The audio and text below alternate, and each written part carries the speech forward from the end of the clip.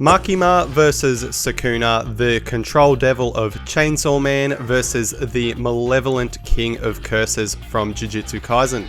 Both the main antagonists of their respective series, a truly legendary battle between each respective series' final boss. I've been awaiting to make a Sukuna video for the longest time, but with JJK releasing weekly or fortnightly, and for the last 6 months to a year, it literally focusing on Sukuna more or less the entire time, it seemed a little bit weird for me to just chuck him in a versus battle when we clearly haven't seen everything he's capable of. And of course, we got to put him in a versus battle with everyone discussing Gojo versus Makima. I thought it would be best to put her up against someone on that level with different abilities. I'm not going to just sit here and lie to you guys. This is not a concrete conclusion with an ironclad discussion, as Chainsawman isn't really as cut and dry as something like Naruto or JJK. A lot of abilities tend to go unexplained. For example, take this ability by the Darkness Devil. What the hell even is it? Is it a telekinetic attack? Is it an ability Makima and other devils can do? What about this sword? Does it have ceiling powers? How fast is it? We really don't know. This kind of ability and power scaling is seen all over Chainsawman's narrative and honestly leads to discussions being a little more grey than I'd like them to be. So for this video, I will be offering multiple perspectives on how this battle could go, and we can come to a conclusion together. This video will contain spoilers for all of Jujutsu Kaisen, and what is typically considered part 1 of Chainsawman all the way up until volume 11. You have been warned. And if you're going to be one of those people in the comments saying, Makima has no cursed energy, so she can't harm Sukuna, as mentioned in the first episode of Jujutsu Kaisen, then yeah, congratulations, you are the most boring person on the planet, and we can move on to real interesting viewers. But before this video gets underway, if you could take 2 seconds out of your day to like, subscribe, possibly leave a comment, I would greatly appreciate it. It really does motivate me to keep doing YouTube. I have a Gojo versus all of Naruto video and a Hell's Paradise video if you guys would like to check that out. Thank you so much for watching, it means the world to me. Without further ado, this is Sukuna versus Makima. To get started, I think it'd be easiest to scale the strongest thing in Jujutsu Kaisen first, Sukuna, as his abilities and scaling aren't as intense and weird compared to Makima's. Speed tends to be the thing most versus battles and debates tend to rely heavily on, so we will start there. Debating and calculating speed in JJK can be really weird and annoying, as a somewhat developed character called Maki caught a bullet at almost point blank range, which is calced anywhere from Mach 5 to 8. And trust me, the exact numbers and calcs of the bullet aren't actually all that important. It should be noted that the bullet, I'd personally argue, is going faster than a regular bullet since it's infused with Mai's cursed energy, and we know that CT is known to boost physicality and speed. Regardless, the reason this feat is strange is because Maki, when she gets a lot stronger several arcs later and in the middle of an awakening, fights a character called Naoya who can reach up to Mach 3. Awakened Maki then blitzes this Naoya after a few exchanges. This gets even more suspect when Maki is directly compared to somebody called Toji, who was displayed as the very pinnacle of what a sorcerer with 0 cursed energy is capable of. Toji being the very same guy to use guns, right? The very same Toji that is directly stated to be possibly faster than Sukuna with 3 fingers, which is generally accepted as hypersonic. Now, you could argue a few things here. For one, Megumi might just have no idea how fast Sukuna and Toji's top speed is, so this could be unreliable. You could equally argue death of the author in this instance. This is supported with interviews with Gege Akutami, the author, who even thinks that the scaling of his series got a little bit weird and acknowledges that he was in fact, and I quote, crazy. If you consider feats greater than statements in JJK, then the whole series gets a fat power and speed increase overall, which I do tend to subscribe to.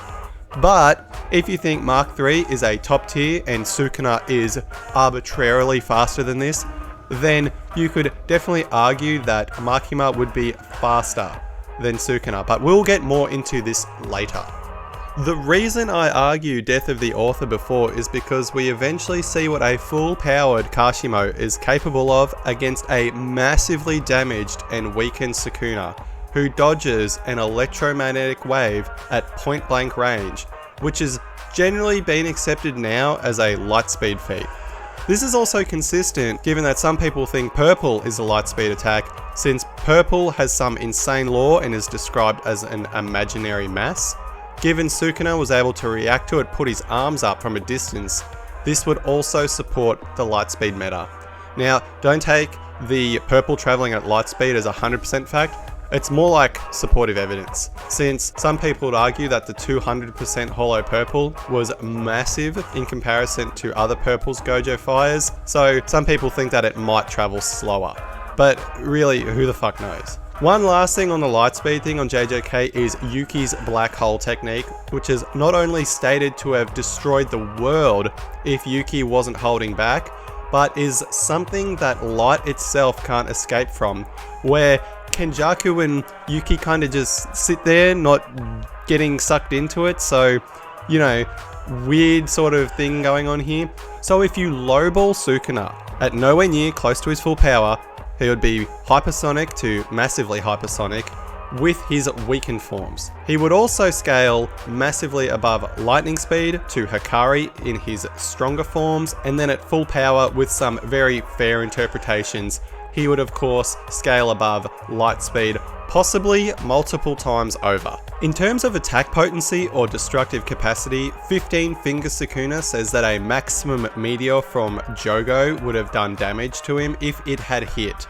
Now, this has been calced at large city level as it was going to wipe out Shibuya in all four directions, but what is interesting is that Sukuna might be massively more powerful with all 19 fingers depending on the interpretation. If the fingers give him a very clear linear addition, then Sukuna at this instance is approximately 75% of his full power.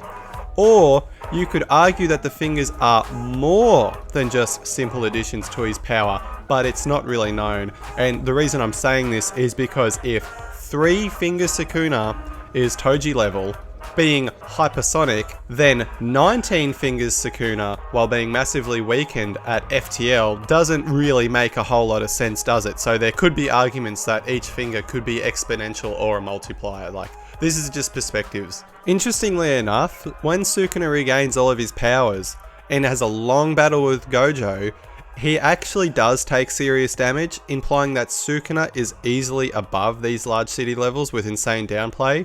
If you are doubting Sukuna here and want to say he's at most building level, which just isn't true, look what he did to Shibuya at not even full power.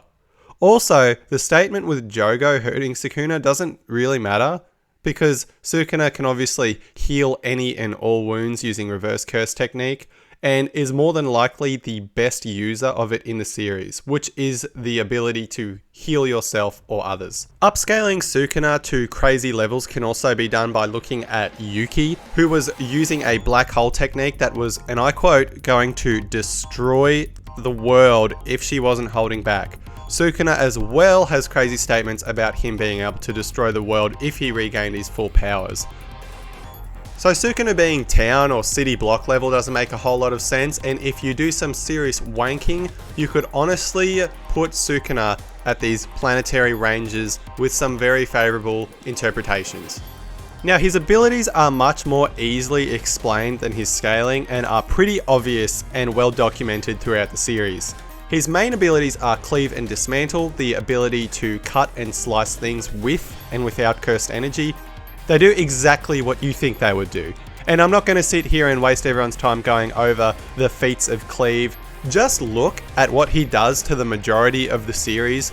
We see all the time that he is strong enough to cut and slice even the strongest in his verse. And if we're including the space cutting slash that he used in Gojo, I think we can agree that Sukuna is slicing Makima to pieces over and over again without much effort. Sukuna's cleave is the concept of cut itself, while Makima is cut by chainsaws and shot with bullets. And Sukuna also possesses the ability commonly referred to as the fire arrow, which was strong enough to one-shot a disaster curse, whereby Gojo died to a fire arrow. Seems a little bit weird as he is literally the fire and volcano curse born from the very fears of those disasters themselves. Gojo's fire and techniques are powerful enough to one-shot grade 1 sorcerers who are powerful enough to combat a special grade curse. Makima, on the other hand, is far less impressive. As you are probably aware, Chainsawman isn't the most obviously strong series, with its most impressive feats coming directly from the Gun Devil, who has a feat of killing 1.2 million people in the span of 5 minutes. No nation was left unaffected by the birth of this powerful devil. Now, concepts or fears in Chainsawman are what creates devils, who are then born in hell and eventually die, that come to the real world. Whereby, the more and more a person fears a concept or idea, the stronger that devil in question ultimately becomes. Primal fears such as falling and death certainly scale above the likes of leech or bat devils. The gun devil, when incomplete, was so fast that it wiped out multiple large buildings in only a few seconds. This has been calced as hypersonic to massively hypersonic around Mach 8 or 10, and I've seen both calculations. Now, this is also consistent with Denji throwing his literal fucking heart from space all the way to just slightly above the cities and buildings. This has also been calced at massively hypersonic, depending on the calculation. Not only does he return from orbit, but he then traps and kills multiple hybrid devils at the same time. This makes sense narratively, as Denji and the Gun Devil are looking like the top tiers of the verse. Obviously not compared to Makima and the Darkness Devil, but Denji up at this point is now one-shotting the Hell Devil. Now I will say, scaling Makima to the higher-ups of Chainsawman is super questionable. The reason I say this is because Makima had to do an insane plan with combination abilities of all of her controlled devils just to take out a 20% Gun Devil. However, we then get to Hell, only a little bit before the Gun Devil exchange, where we see Makima combat the Darkness Devil, where she sustains little damage in comparison to the Darkness Devil himself, using a bang ability causing a stun effect and causing heaps of bleeding. So it could be argued that Makima is actually powerful enough with her bang ability to massively damage the Primal Devils. Makima can fight pretty easily even a hybrid Denji with minimal effort, the same Chainsawman scene taking explosions that range from large building level to city block level. So we get this idea that Makima is at this hypersonic to sonic range with building / large building level feats. Makima's abilities, on the other hand, are as far-reaching as they are powerful. Makima is the control devil, as previously mentioned. Devils are born through the fear that is associated with them. The more a person fears a devil, the stronger the devil. So why is the control devil so powerful? Well, it's actually due to her abilities to instantly control someone she sees as beneath her. Down players will look at Denji and Kisabe for some copium, but Makima literally loves Denji and somewhat wants to die from him, and it is more than likely that she is simply toying with Kisabe. This ability could also be considered a mind hack, as she literally alters the memories of Aki and the Angel Devil. In her control, she has many contracted devils and fiends and devil hunters. She has the Bomb Devil, capable of building level feats effortlessly, the Katana Devil that could be used as distractions and to fight for her, the Future Devil to look into the future and gain insight, the Angel Devil to take away lifespan, Zombie Devil to create pressure, and the Spider Devil for teleportation. There are so many things under Makima's control, it's actually hard to state them all. Makima also has a contract with the Prime Minister of Japan which allows any threatening damage to be distributed to any citizen of Japan, which includes 125 or 126 million people. She was only really killed by consumption. Spoilers for Chainsawman, obviously. What essentially happens is that Denji eats her out of a sign of love, essentially putting her down forever. Now, who really knows how the fuck this ability actually worked, and that whole part of the series is kind of questionable and is left to the reader to decide how Makima actually died. If you are going to downplay Chainsaw Man for whatever reason, think of contracts as rules set inside a domain in JJK, but just all the time. Contracts are really that strong and have this inevitability or causality aspects to them. Even if somehow Sukuna fully kills Makima through whatever reason, or maybe kills every person in Japan, Makima is still reincarnated into a child, so who really knows if she is killable? It really was some Aizen level self-sabotage plot, and Makima losing was pretty much implied as just a plot outlier and something that only Denji was capable of. Her main offensive ability when going for lethal force is the Bang ability, which is similar to a massive shockwave. The exact upper limits of Bang isn't really known, but what is known is that Makima can control the level of force she puts into each bang. So she can do something as simple as putting a medium-sized hole in her hand, or shooting Chainsaw Man literally into outer space. So in a battle with Makima, it looks something like this. If she is going all out, and for some reason you can't be controlled, which is debatable, she summons multiple powerful devils, devil hunters, and fiends as she reads the future to make a plan to distract you with abilities while shooting you down with her Bang ability. Now, I'm going to be totally honest with you, One Finger Sukuna is getting slammed by Makima, as she has multiple subsonic level devil hunters, all with building level feats, against a Sukuna that potentially can't use his domain.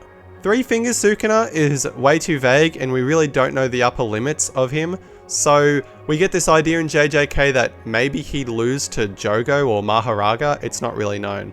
So for the rest of this video I'll be discussing the outcomes of the other three Sukunas, or the most commonly used Sukunas, that being 15 Finger Yuji Sukuna, 19 Finger Megami Sukuna with Maharaga, and a full power transform Heian era Sukuna with feats from the latest chapters. Now, if this battle takes place in Japan / Shibuya with 15 Fingers Sukuna Yuji, we have some weird crap to cover. For one, does Sukuna classify as a Japanese citizen? If so, Sukuna attacking Makima over and over again all the time might be devastating. As Makima takes damage, it should honestly get reflected to Yuji at some point. However, this would affect Yuji's body, not Sukuna's soul, so Sukuna would just simply use RCT in the event this would happen. Secondly, Makima's control ability is super questionable, and I'm not going to lie to you, putting Makima into a cross-verse setting is super weird, as we have no idea if her control ability would even work. In my opinion, it's kind of harder to argue it does work, since Sukuna isn't really a human, he's more of a curse or curse object. Curses in JJK do actually have similar lore to devils in Chainsaw Man, but Sukuna has an insane sense of self and has a soul that is always shown overpowering traditional abilities and hexes in JJK. The rules simply do not apply to Sukuna. Saying 100% the ability of Makima would work is equally as disingenuous as saying 100% it wouldn't work. So I will leave it up to you guys in the comments, as it's actually hard to say that Makima can control Sukuna off rip. Just for supporting evidence, I would like to say that Makima didn't control the Gun Devil or Darkness Devil straight away. Am I missing something here? Is there some reason why she couldn't do that? Personally, I think Makima recognized the Gun and Darkness Devil's level of strength, which is why she actually couldn't control them. Again, it all depends on her demeanor. Another thing is, does Sukuna's domain expansion eviscerate Makima's body to the point where literally nothing can be regenerated? This attack is really shown off in the anime very well, but Sukuna's domain expansion really just causes Maharaga to disappear completely.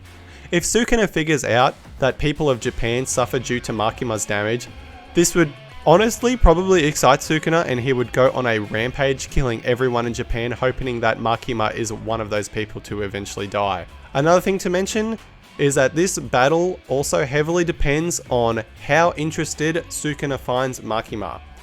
He might push her to improve her skills and ability, similar to how he did Higuruma. In this case, Sukuna would just be speed blitzing Makima over and over again, possibly just getting bored and annoyed.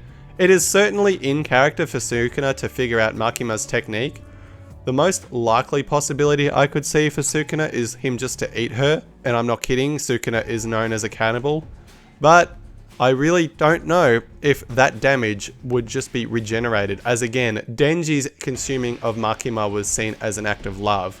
Would Makima simply just send Sukuna to hell? Makima could force one of her disciples to make a contract with the Hell or Darkness Devil and summon Sukuna to confront the Darkness Devil and Death Devil. People under Makima's control can still make contracts with other devils.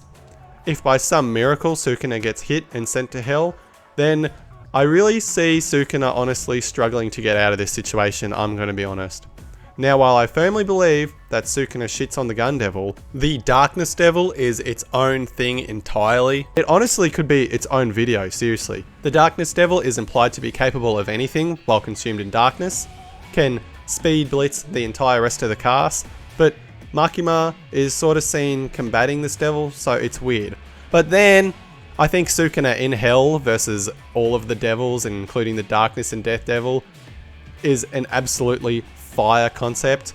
However, it's not really Makima versus Sukuna anymore, is it? It's like Sukuna versus all the devils in Chainsawman.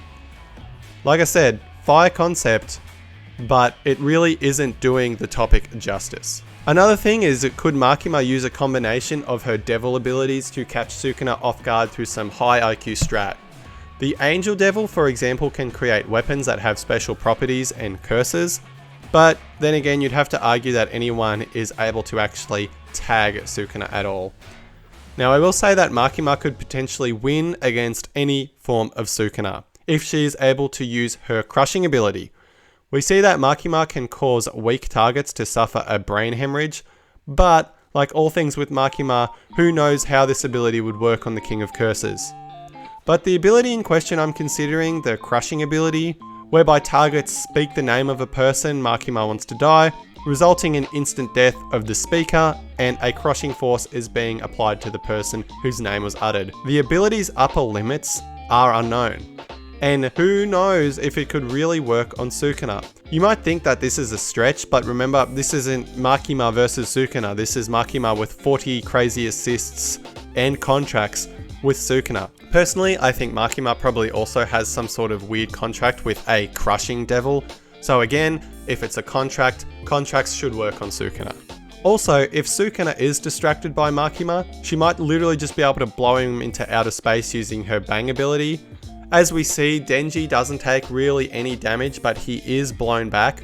It's hard to say if Sukuna can just tank an air blast as he's pushed back by weaker characters like Maharaga and Gojo. So you might be asking yourself, Catchdog, who actually wins the fight? So I'm going to go over the win cons of each character, and just note that each win con has its own interpretations and all of them can be argued and debated upon, okay? So Makima's win cons include the following. If you think Sukuna is Mach 3 and he is the top tier of the verse, maybe being a little faster, then she should be able to BFR him with a summon to hell. She might be able to control him off rip, use her crushing ability to literally destroy his whole body so he can't use RCT. She could fire him into space using bang. A cleave or dismantle from Sukuna is reflected onto him where his brain is destroyed. Sukuna is interested in Makima's abilities and allows her to crush him or use a combination of contracted powers. Sukuna takes interest in Makima and allows her to make contracts with the devils and combination powers. Makima uses the future devil to hatch a crazy plan. Now, let's talk about Sukuna's win cons. Instant domain expansion, destroying all of Makima's controlled fiends and destroying her to nothingness. The fire arrow obliterates her into nothingness again. This is really only a win con if you think Makima needs her full body or part of her body to regenerate from. Maharaga adapting to all of her abilities and all phenomenon, including the contracts, as Maharaga is stated to adapt to all. Sukuna merely consumes her, although I would argue that this is the most debatable one. Sukuna figures out that attacks need to be non-threatening to work on her, or the intention needs to be non-threatening. Sukuna kills every human in Japan, and then kills Makima, which he could definitely do. Sukuna uses the space-time cutting slash he used to kill Gojo to annihilate Makima where she is in space. Now, like I said, these are all very debatable and these are all up for interpretation, so I'll let you guys in the comments decide which one you think is more than likely. The biggest reason for me making this video is in response to everyone's Gojo versus Makima videos, which don't really go into enough depth on Makima, and I have a lot of issues with the way Makima is downplayed in the community. It kinda reminds me of how badly people were downplaying Sukuna like 6 months ago. Now, is Makima more powerful than Sukuna or Gojo? No, it's really not even close. In fact, in terms of stats, I think she'd be lucky to be special grade, which of course Gojo and Sukuna are just massively above. But what I will say is that there are definitely ways for Makima to win, and I won't lie to you, I actually struggle to articulate and figure out ways in which Makima could ever possibly die without some weird narrative BS or some plot-induced stupidity. Makima would put up a great fight and has ways to win, but overall the King of Curses would ultimately pursue and win, whether that's through a domain expansion, whether that's through taking interest in her, whether that's with Sukuna's insane brain, he would figure something out. Well, guys, that's the video. We finally did it. We made through it. If you stayed all the way till the end, you are an absolute legend. I really do appreciate you guys watching the video, and I would heavily appreciate it if you guys left a comment. If you guys let me know what anime you'd like me to cover in the future, as I would like to step away from Naruto. I'm more interested in the Chainsawman, Jujutsu Kaisen stuff. So guys, with that, I'll end the video here. Thank you all so much for watching, and I'll catch you all later. Bye.